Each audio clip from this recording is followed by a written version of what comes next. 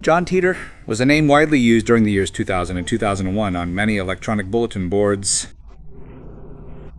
There were many messages here about a user who claimed to be a time traveler from the year 2036. In those messages, he made numerous predictions. Some of them were very vague, truthfully, and some were somewhat specific about events in the near future, starting in the year 2004. He described a drastically changed future where the United States had been divided into 5 smaller regions. The environment and infrastructure had been devastated by a nuclear attack, and most of the other world powers had been destroyed. That story has been told numerous times on numerous sites by numerous paranormal YouTubers. And here, something more interesting appears because there have also been references in video games and even in an anime called Steins Gate. It is noteworthy that Titor's story gained great repercussions, starting from a originally limited medium and internet discussion board, and we are talking about the year 2001.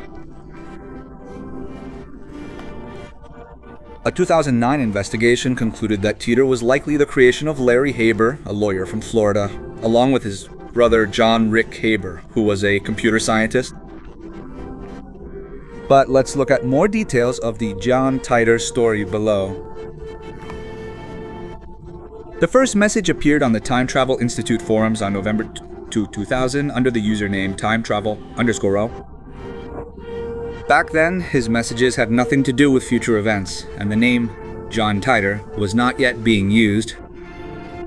Instead, these messages discussed time travel in general. The topic was the description of the 6 parts that a time machine must have to function correctly, and answers to questions about how such a machine would work. His first messages were short.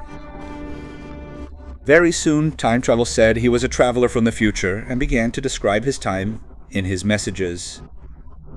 Little by little, he began to answer the questions sent to him on the forum and reveal a complex image of the future.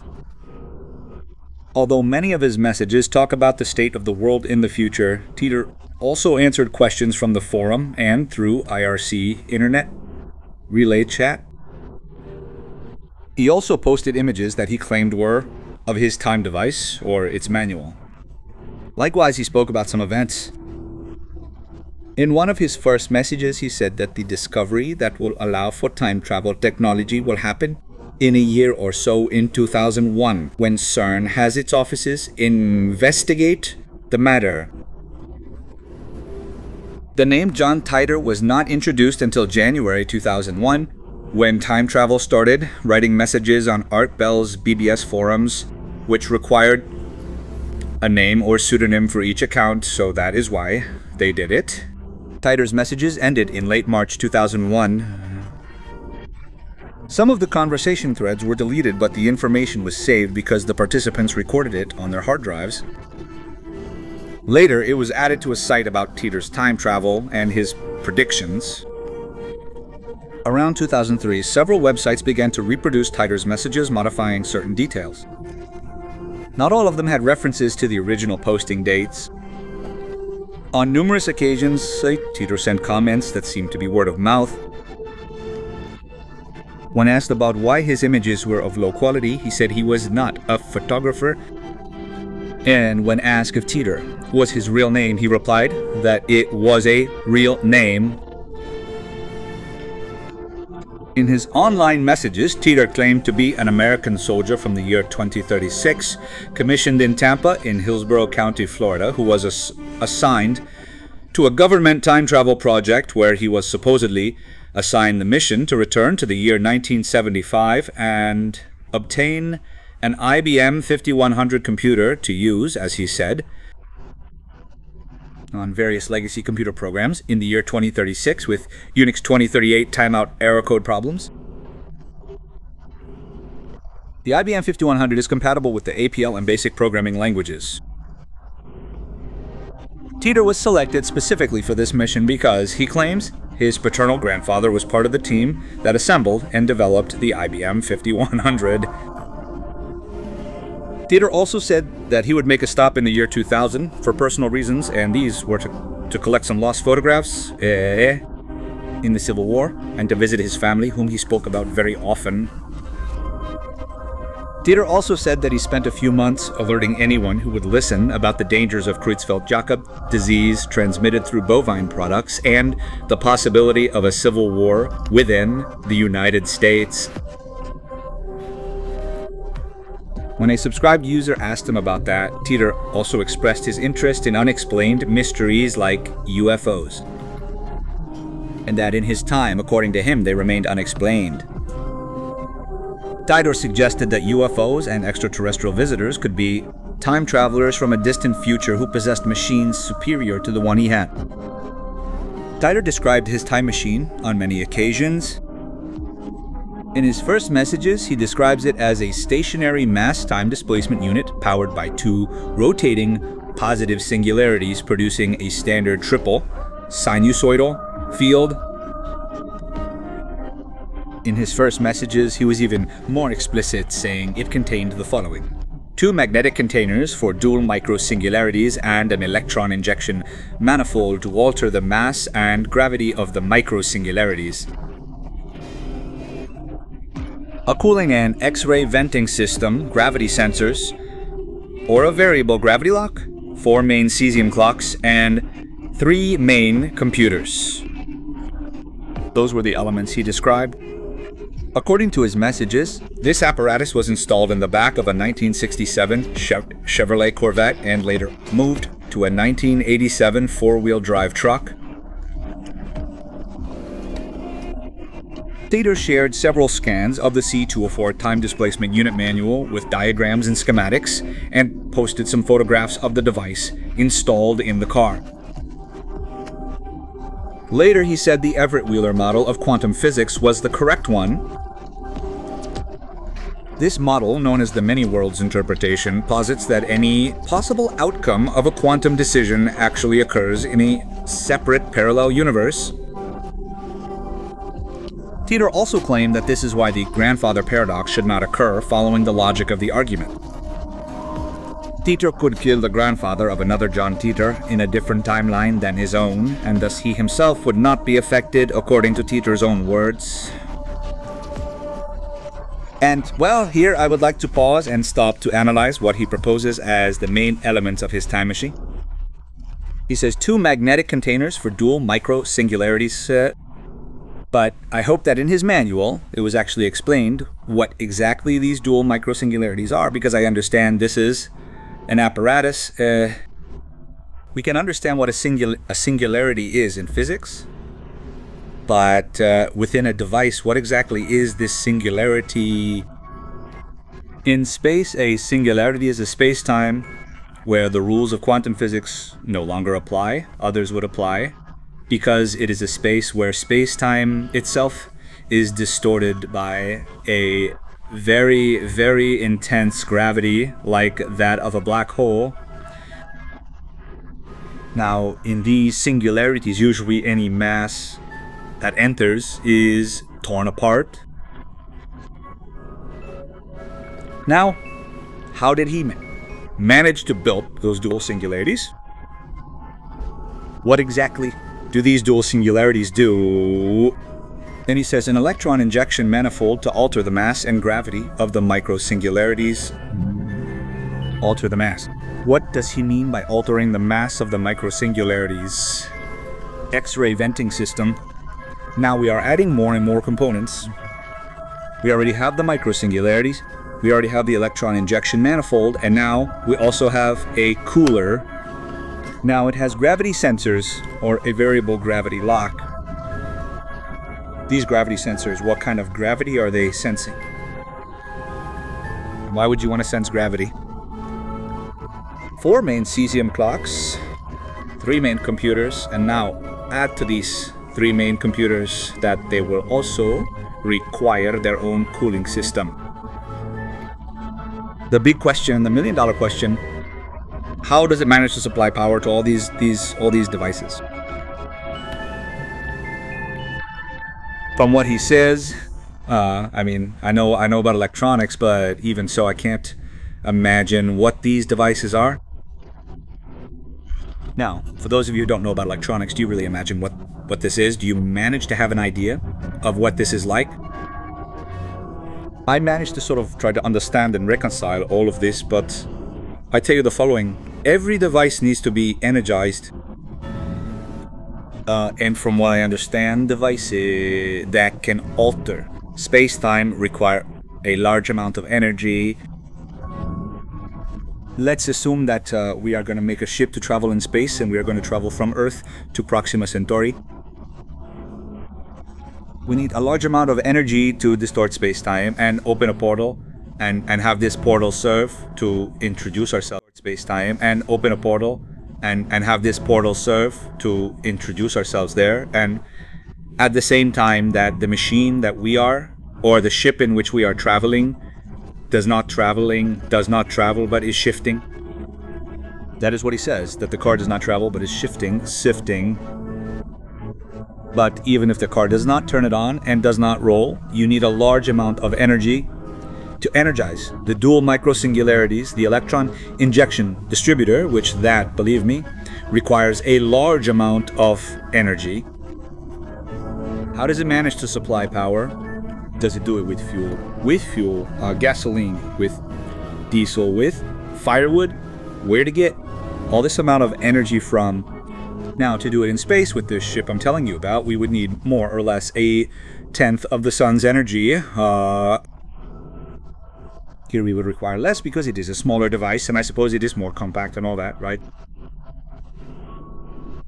But even so, imagine the huge amount of energy that will be required to do all this. Let's continue. The grandfather paradox is impossible. In fact, all paradoxes are impossible. The Everett-Wheeler-Graham theory of multiple worlds is the correct one. All possible quantum states, events, possibilities, and outcomes are real, eventual, and are occurring. The chances of everything happening anywhere at some point in the superverse is 100%. These are John Titor's own words. However, following this theory of Titor's own appearance, it would cause a bifurcation in time, which would make it impossible for him to return to the universe he started from, only to an alternative reality, so his mission would be meaningless. And here I am going to make another stop, one more parenthesis.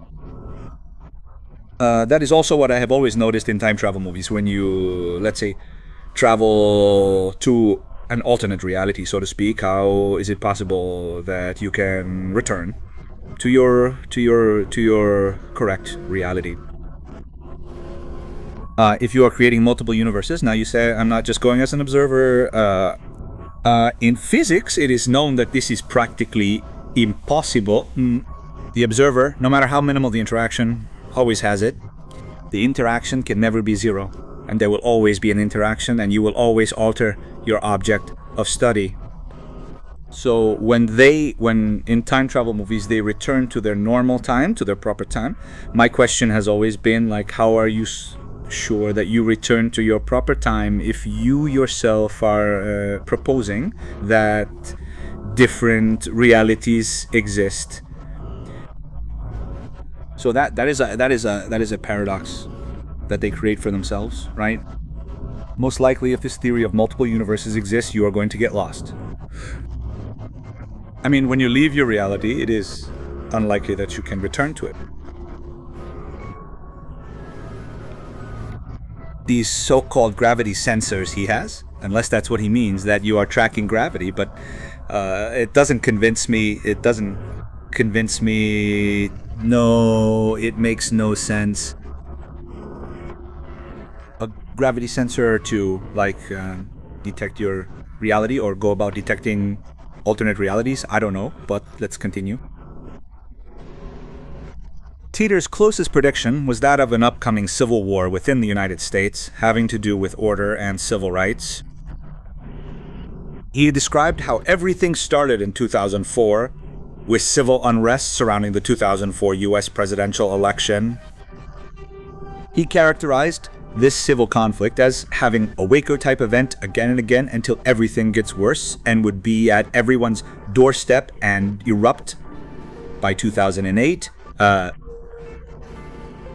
Titor also said he was 13 years old in 2011 and that he fought with the Fighting Diamondbacks, a Florida light infantry unit, for at least 4 years. Regardless, in other messages, he describes himself as hiding during that time of the war. As a result of the war, the United States was divided into 5 territories based on various factors and military objectives. According to John Titor, World War III would begin in the year 2015. And in his words, in 2015, Russia launches a nuclear attack against the major cities of the United States, which were on the other side of the Civil War, or from my perspective, that clearly includes China and Europe, and the United States counterattacked. The cities of the United States were destroyed along with the American Federal Empire, AFE. But we within the country won. The European Union and China were destroyed. Words of John Titor. Titor refers to this exchange as N-Day. Washington, D.C. and Jacksonville, Florida were specifically mentioned as targets after the war. Omaha, Nebraska, turned out to be the capital. Titor gives vague references regarding the exact motivations and causes of World War III. On this point, he says it was characterized by border and overpopulation problems, but also points to the current conflicts between Arabs and Jews as the triggers for World War III. And in his words, the real disruption of world events began with the destabilization of the East as a result of the degradation of consistent foreign policy. The Jewish population of Israel was not prepared for a true offensive war. They were prepared for a final defense.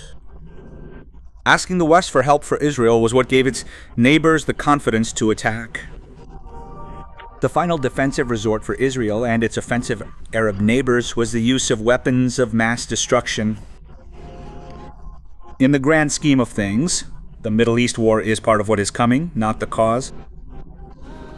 Words of John Titor. North Korea would threaten the U.S. country with major nuclear wars that, in 2015, would be carried out by Russia. Later, a plague is created in the year 2030 known as the New AIDS, which has catastrophic results, killing the majority of the human population. And, well, another parenthesis here, this time traveler profile, honestly, it seems to me, very, very fitting for the Terminator movie. I honestly think he has a lot in common with John Connor. So, verdict. Let's say 4 from the year 1999. And then everything suddenly it goes to chaos in a short time, and there is a drastic change in the world. It is truthfully quite unfeasible, quite unlikely.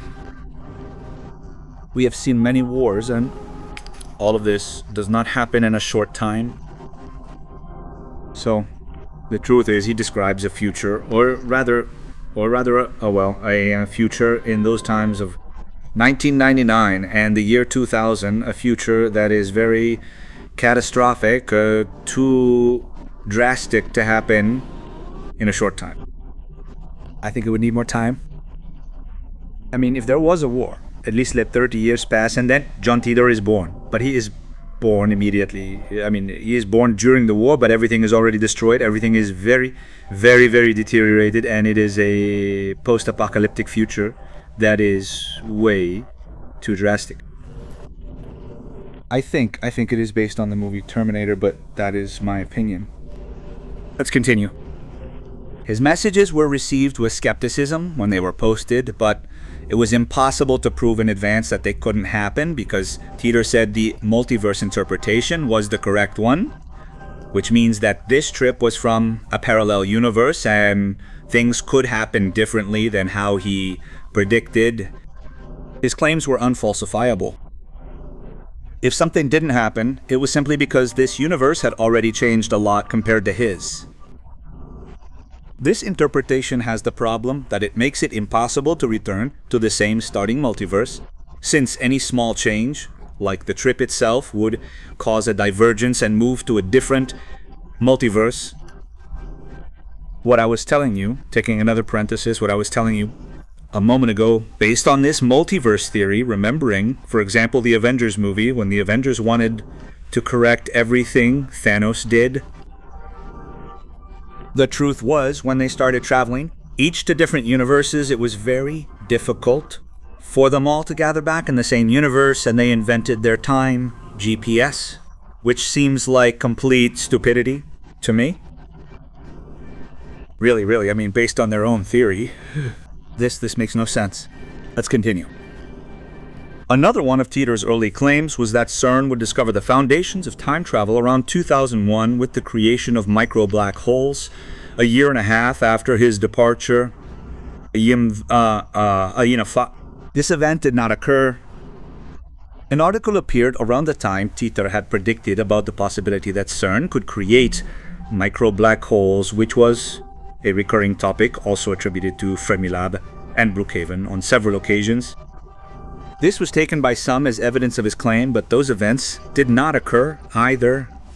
The Civil War did not begin after the 2004 presidential election. One obvious particular example concerns the Olympics, regarding which Titor said the following. As a result of so many conflicts, there would be no official Olympics after 2004.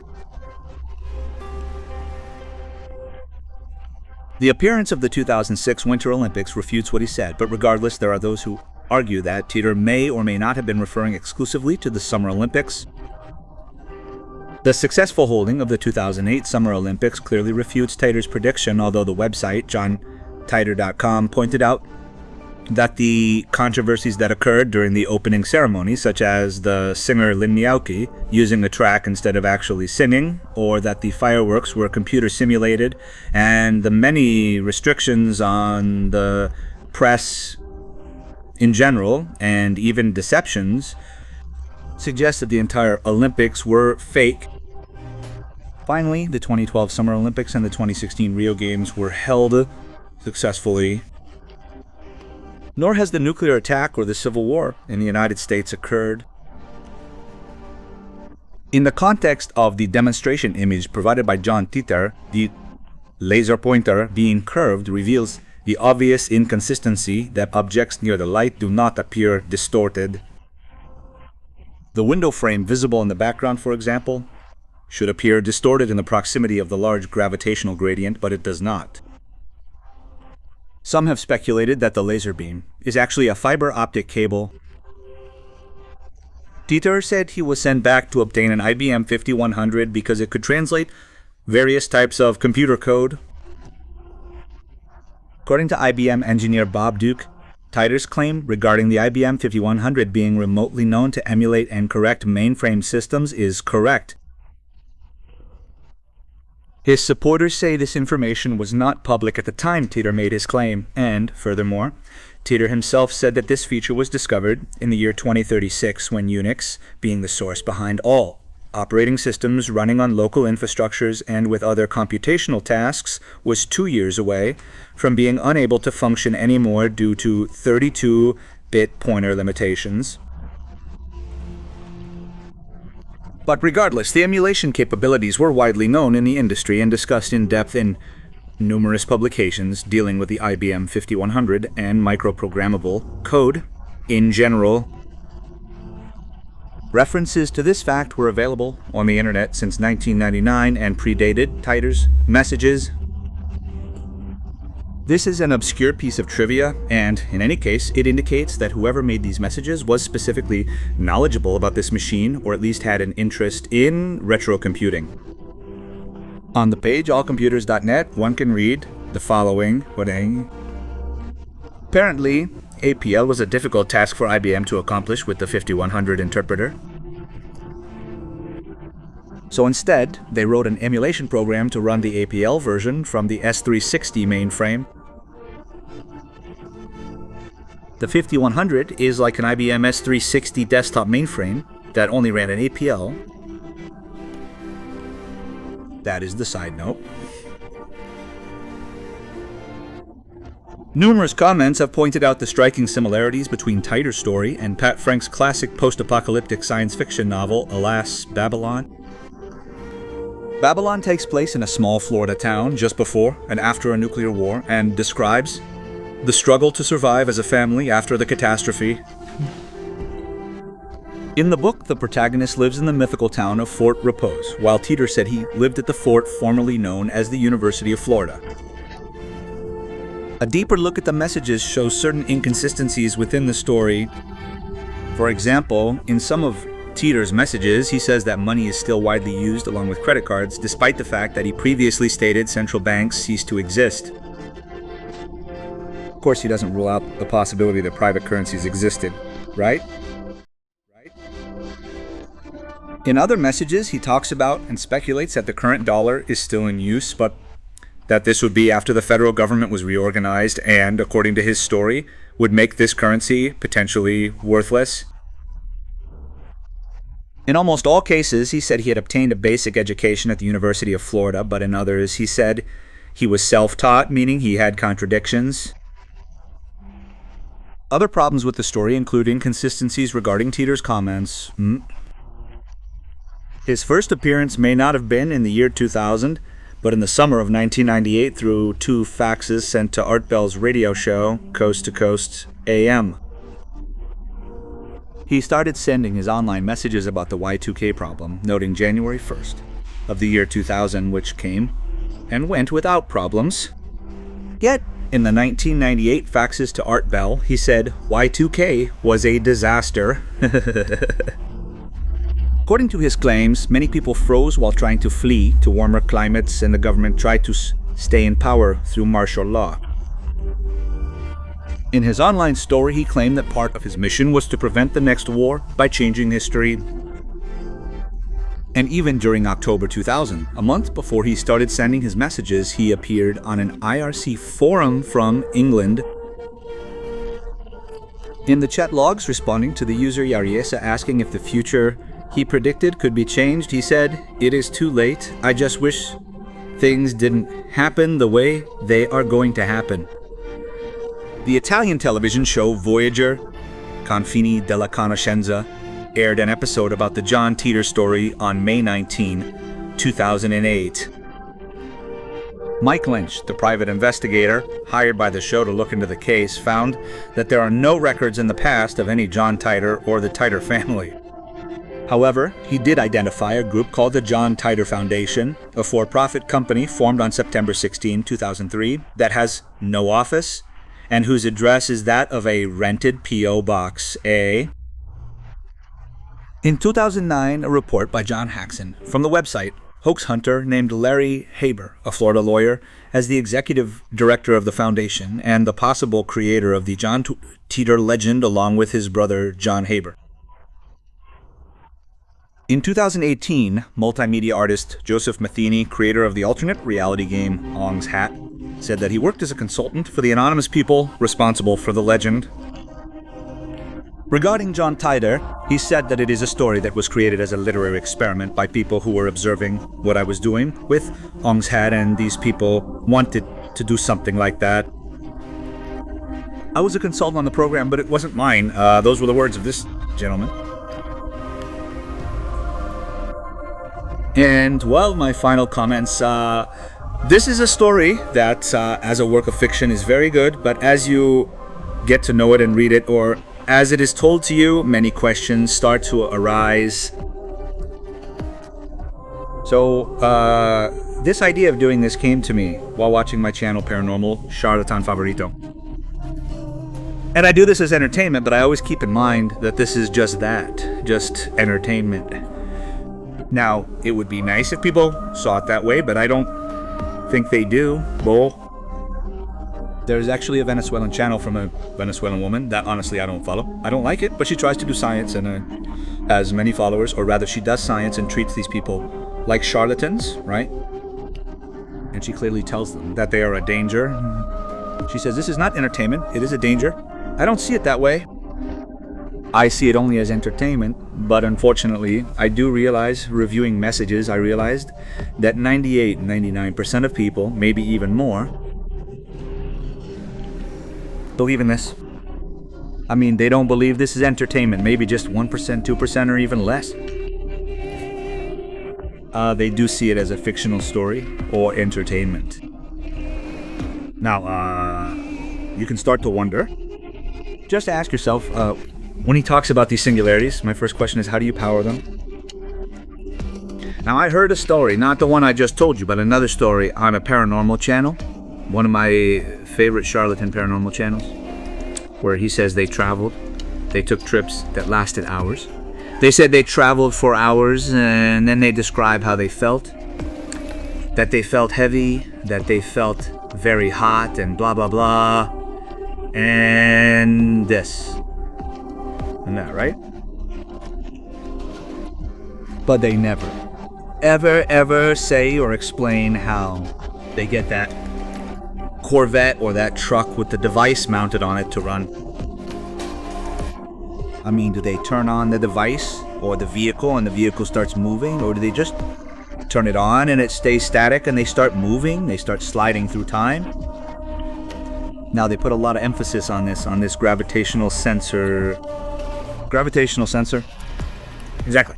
What does it do? I mean, it senses gravity.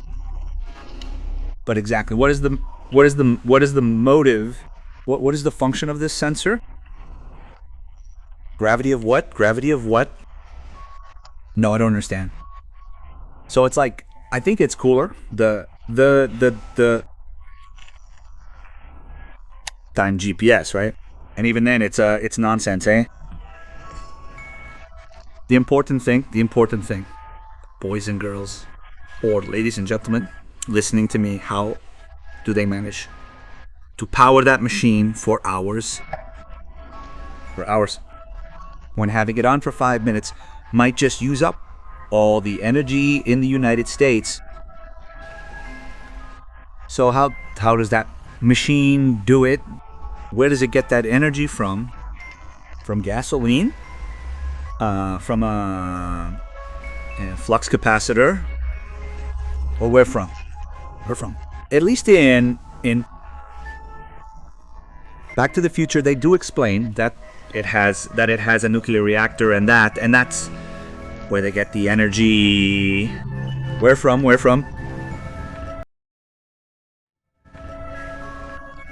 In the name of all the heavens, where does that Corvette get that energy from?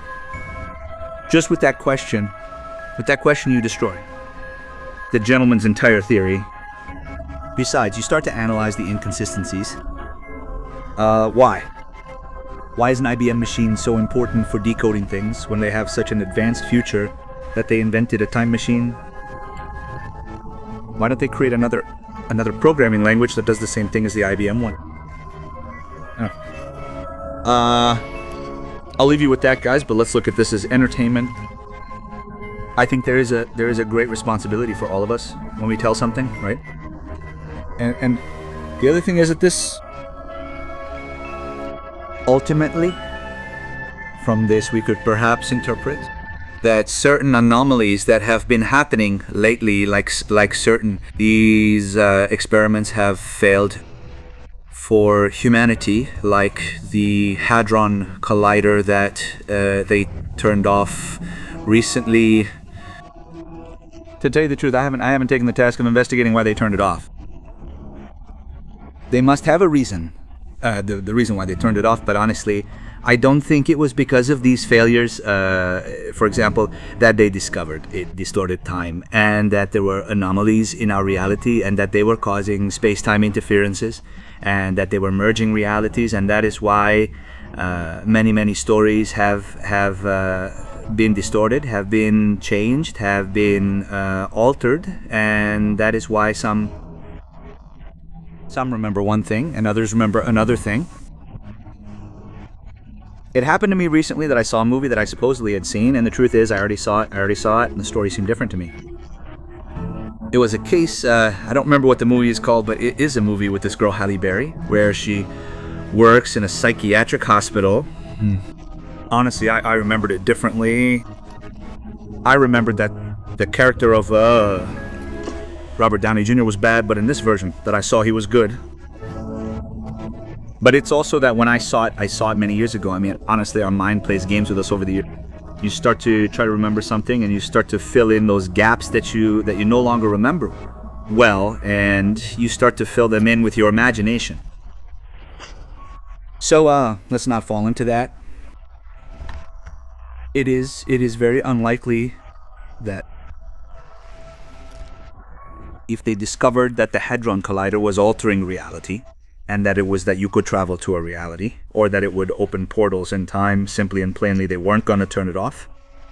They were going to continue,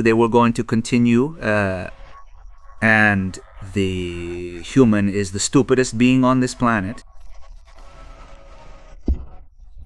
If humans were given a weapon to finish off the planet, or to end the species, they would use it, have no doubt about that. The biggest example is nuclear energy. They keep building bombs, nuclear bombs, atomic bombs. They haven't stopped doing it, even though they know they are lethal to humanity, right? Not for humanity, for the planet, yet they keep building them. So, if humanity discovered that the Hadron Collider is doing these things, believe me, they wouldn't shut it down, they would continue. I'll leave you with that, guys, and remember that all of this is entertainment.